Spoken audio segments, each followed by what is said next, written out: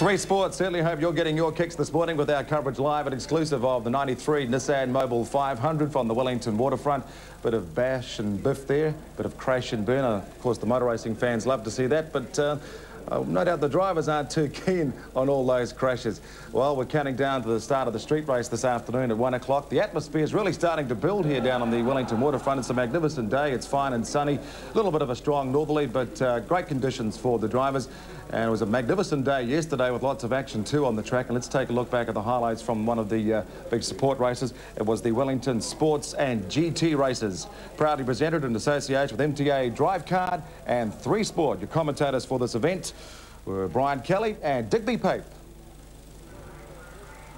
46 highly tuned classic sports and GTs head away for the first hairpin on the Wellington waterfront. These are magnificent cars, and they're going down towards the hairpin now. It's by far and away the biggest field of races lined up here for this Nissan Mobile Sport Weekend in Wellington. All sorts of cars, all sorts of shapes and sizes, and they just start to sort themselves out on the first lap as they get to the hairpin. There they go through there. It's Andrew Whittaker in the TVR that'll lead them through from Roger Townsend in the Ford, and the rest of the field just banking up all safely so far, getting through that hairpin. They'll just have to take it easy. A couple of cars side by side through there as we watch them come through so far. Everybody safe and sound through there. Digby Pape with me, a Cobra and Porsche winner in this class, but having a weekend off to watch the action. Digby, have a look at some of the form of some of these drivers. Well, Andrew Whittaker's going to run away with this in his lightweight TVR, but watch Roger Townsend and his Ford Escort with the 2-litre motor putting out 260 horsepower. This car really flies, and it's ahead of the Morgan Plus 8 of Mike Booth in the black car. And watch the next car behind it. That's the Ford Mustang of Rick Cooper from Taupo. 289, about 500 horsepower. Now we're on Paul Pannell. He sold this car 3 years ago, the MGB V8. He drives terrifically well, and this car has no right to keep up with the lightweight Corvette of Kevin Gill in front of him. A 350 Chevrolet powered Corvette with this tiny little MGB doing the absolute best for Britain. And look at it, he's taken him on the inside. After 2 laps of the MTA Drive Card Classic Sports and GTs, Andrew Whittaker with a reasonably comfortable lead over Mike Booth and the magnificently prepared Morgan. In 3rd place, car 73, Roger Townsend, the Ford Escort, and another Ford holding on to 4th place. That's Rick Cooper. Rick Cooper's followed by Sefton Gibb.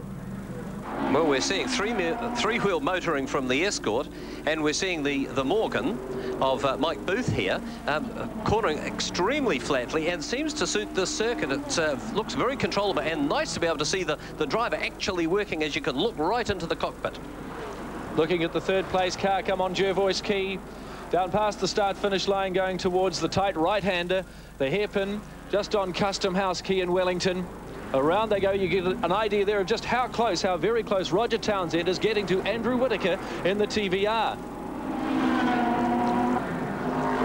Now, Mike Booth's Morgan V8, it only weighs 900 kilograms, has 300 horsepower. The TVR probably about 400 horsepower and weighs less, and that's why it's ahead. But the Escort's power-to-weight ratio is excellent as well. This looks like Winston Wrigley about to be overtaken. This is going to make the race rather interesting now, the 2nd place car, and we just watch him throw that Escort through the corners. Magnificent racing. He really is putting on a show. Roger Townsend, as Digby mentioned, the former Paul Adams rally Escort, so the car knows how to go sideways on its own, but we look at him working, absolutely working frantically inside that car as he pulls on the wheel, hauls it round, and he's got the leader in his sights. Roger Townsend in 2nd position, throwing the Escort through the corners, chasing the first car, the number 10 car, the TVR of Andrew Whittaker, getting past some of the slower traffic. He's got a Mini just to his left. He manages to slide past that one all right, hauls the car around. This is exciting racing in the MTA Drive Card Classic Sports and GTs. In practice, Andrew Whittaker absolutely dominated it and grabbed pole position quite comfortably as we see one of the cars go straight ahead, the unforgiving Wellington waterfront concrete wall. Bang! 175 hits it very, very solidly, and that won't be going anywhere. Paul Tunnell. Let's have a look at this little mistake now by the 175 car. Paul Tunnell going wide, just shutting the door a little bit on Roger Townsend by the looks of things, brushes him. It sets him up for the wrong line and straight into the wall. So he was actually blocking the door, shutting the gap on the second place car. He was about to be overtaken. Looking at the race leader coming down, and Roger Townsend still keeping him within his sights. That's the first place car, Andrew Whittaker. And watch Roger Townsend in the ex-Paul Adams Escort. Here they come. He's got a good line here now. He could take it. Inside line, and he touches. He's thrown in against the wall. He gets out of it okay, but that was very, very tight. It looked for a moment there as though he's going to move into first place. Well, he loses momentum coming out of that corner when he comes to a dead stop, and he'll have to work the rest of the lap to get back onto Andrew Whittaker's tail. Let's see if he can do it. That cost Roger Townsend, that's for sure. Here's the race leader, Andrew Whittaker. Roger Townsend now back. Just dropped off a little bit after that little incident at the hairpin. They're lapping John Donovan's Sylvia Striker, an English kit car. And there are about 4 of these in the country, and here he is just round the outside of... Let's have a look at that replay again. We see the lead car, Townsend taking the inside line, getting the door shut on him once again, squeezed out of that place, and he actually brushed against the tyres at the hairpin. So he really is going to have to start working overtime inside the Escort now. It's fascinating to see these pictures and him working inside the car. Onto Jervois Key comes the race leader, Andrew Whittaker, in the TVR, sustaining a lot of pressure from Roger Townsend, but Roger Townsend not quite being able to bring the Ford Escort home in first place. He has to be content with second place, and Mike Booth behind them for third place. Rick Cooper in another Ford was in fourth place. Sefton Gibb finished fifth, and Bruce Anderson in one of the Pine Pack cars finished sixth. Coverage of the Wellington Classic Sports and GTs proudly presented in association with Free Sport and MTA Drive Card. Well, exciting action there from yesterday, and Roger Townsend, boy, did he fling that Escort around. So while they're clearing the track, let's take a look at some of the action from earlier on today when the track was clear, as hard and fast, as they say in horse racing, and it was all on too in the Wellington Sports and Classics GT race. It's proudly presented in association with MTA Drive Card Sports and GTs. Your commentators are Brian Kelly and Digby Pate. A handicap start for the MTA Drive Cars Classic Sports and GTs, and this is going to make an exciting race around the waterfront circuit in Wellington, because these wonderful sports and GT cars are starting from a reverse grid. So it's the slowest qualifiers that have headed away first. Winston Wrigley, Quentin Tobis, we've got Graham Farr, Rex Knight and Peter Francevic, the cousin of Robbie Francevic. They're the slower markers away. The entertaining drivers that we saw in the first heat on Saturday are away at the back of the field. Andrew Whittaker, Roger Townsend, Mike Booth. Roger Townsend putting on a magnificent display in that Ford BDA Escort from the South Island, a former top rally driver, and he certainly threw that around yesterday. So with me, Digby Pate, who probably wishes he was out there. You're normally out there in a field like this, aren't you, Digby? I certainly would be like to be out there in my Cobra, but that's gone, so I've got to do something else today to get my hand in. And here we see the cars working hard. There's an XU1 throwing a bit of smoke behind, it looks like Graham Peffer's GTA Alpha. There's a little Fiat Abarth replica car out there. We've got a husband and wife combination in those cars from Christchurch, Debbie Chapman and her husband Dennis Chapman out there in those identical cars, the little Abarths.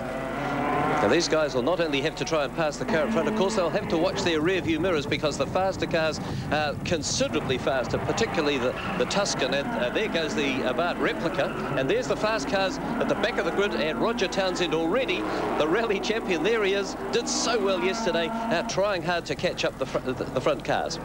Roger Townsend is the man that has won the South Island Rally Championship. Look at that wonderful car. It's also the car that Paul Adams used to rally. We're going back a few years now, and it's being virtually rallied around the streets of the Wellington waterfront this time. Roger Townsend finished in second place yesterday. Couldn't quite get to the front, but we watched the action as Roger Townsend, we go back to that opening lap, he comes through the hairpin. He's trying so very, very hard. He puts the power down on the Escort and just throws it sideways. Exciting action from the South Islander, the car salesman from Christchurch, Roger Townsend. Digby, what's the eligibility to race in this class? Well, first of all, it helps to know the Wellington organisers, and they invite basically their friends that have interesting classic cars.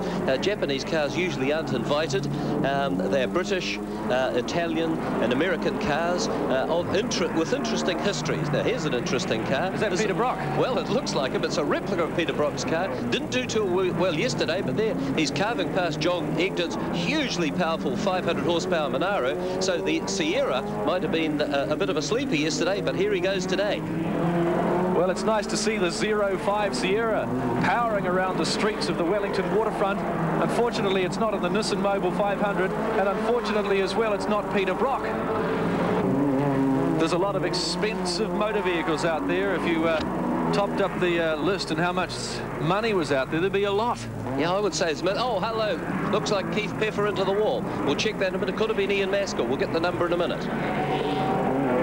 So 2 laps have been completed, and it's still the Winston Wrigley car, the Holden Monaro holding on to first place from the Quinton Tobis Mini. So you can see already a real mixture of cars. And that is the Lawrence Jones Jaguar that we've been watching, puffing lots of smoke, and also the BMW. That looks an expensive bit of smoke as well. Now this is the action going back to the track as they come onto the Wellington waterfront again.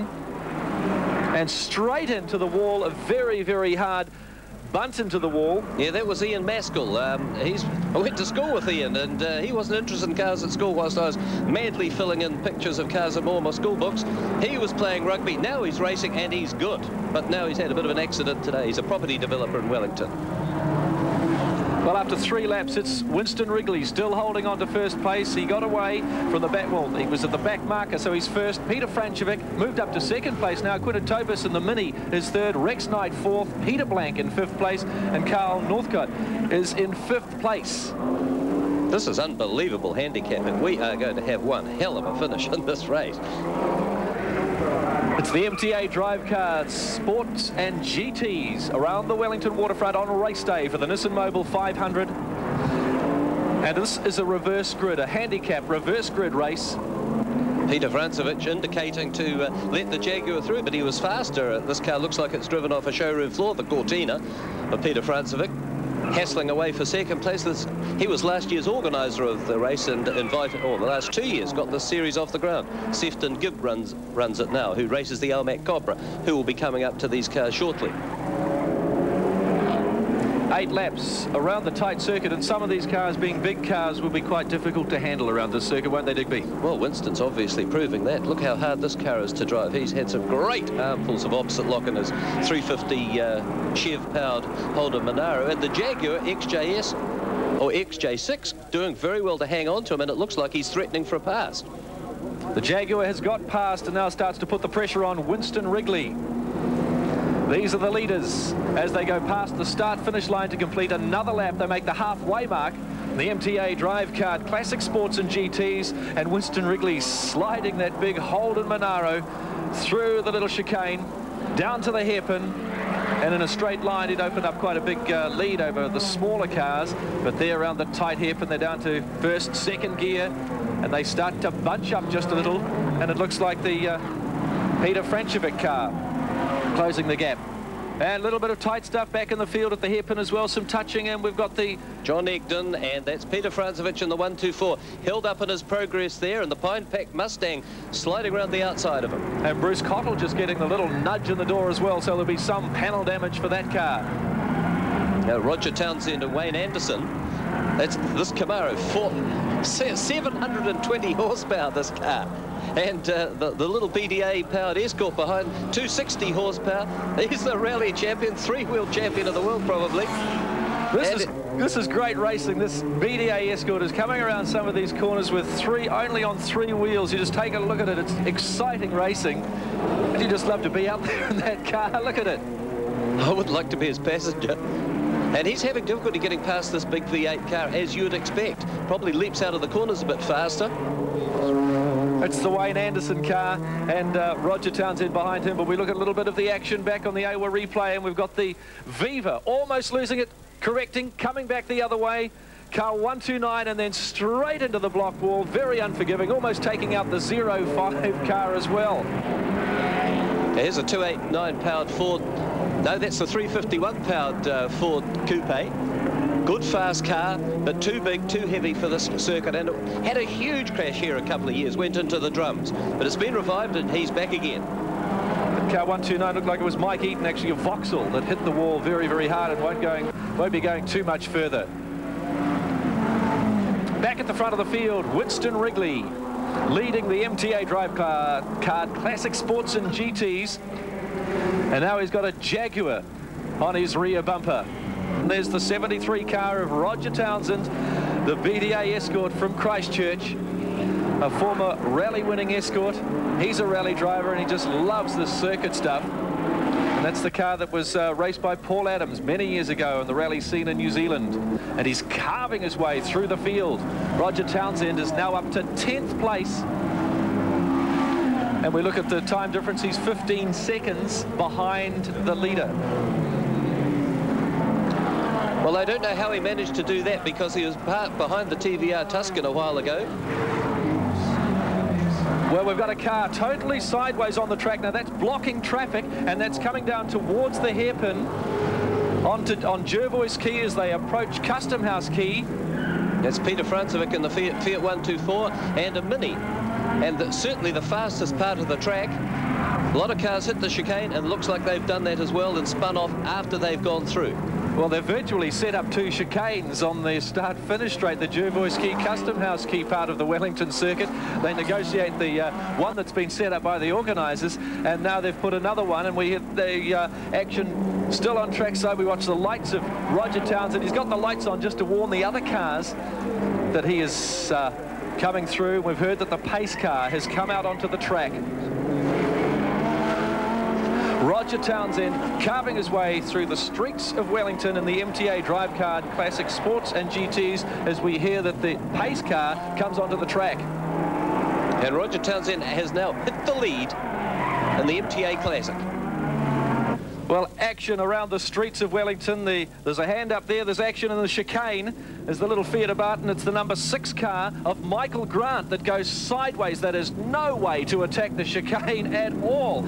In fact, doing heaps of damage to the rear of the car. Michael Grant spinning across the track, and that's going to create mayhem for the cars behind him. Roger Townsend slows down. He's certainly not driving in the same aggressive way that he was. They're on the final lap. Roger Townsend holding on to 2nd place will be Peter Blank in the Jaguar, with the number 68 car of Wayne Anderson, the Pine Pack Chev, in 3rd place.